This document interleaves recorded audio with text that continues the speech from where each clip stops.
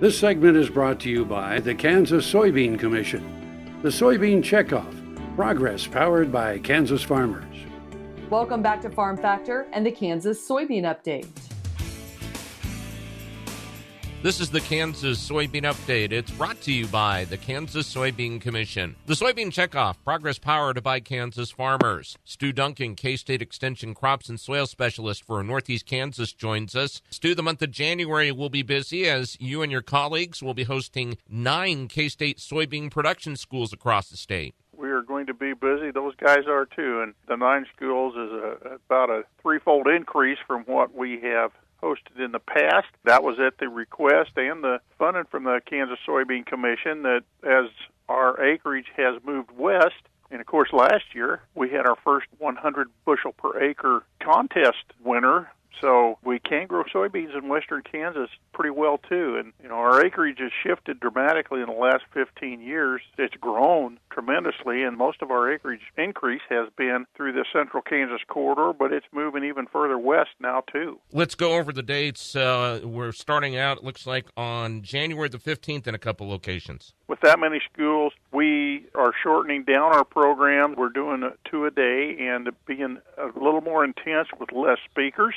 We're going to kick off down in Wichita on the 15th of January in the morning from 8:30 to 1, and then we'll be in Parsons beginning at 3 o'clock and run until about 7. And then the next day we move to Paola, Holton, and then the next week we're out in southwest Kansas and northwest Kansas and central Kansas. The dates for those in western Kansas: January 24th in Hugoton and Scott City. The 25th will be in Hoxie and in Great Bend, and then on the 28th they will be in Beloit. No cost to attend the schools? No, sir. What we really want to do is, since there is a meal at the Kansas Soybean Commission, those guys are providing that and sponsoring that. We really need to get a good count of participants. We just ask that they pre-register 1 week prior to the date of the conference that they're planning on attending. And there is online registration. Contact our local county extension office. They can get that contact information where they need to, at least the website, or if they're an e-update subscriber, they can get it from there. Because it looks like if they want to attend multiple soybean schools that they're welcome to do that. Yes, they absolutely are. The program is different as we go from,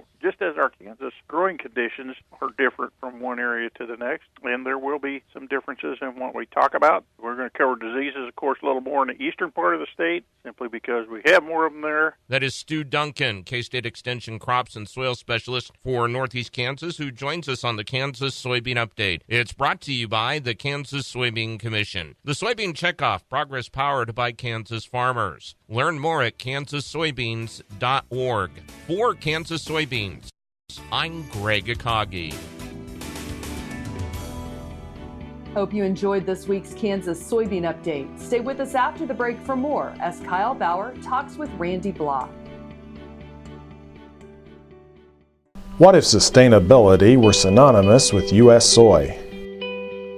If energy efficiency, water quality, and soil health help define U.S. soy's value, that future is here, the time is now.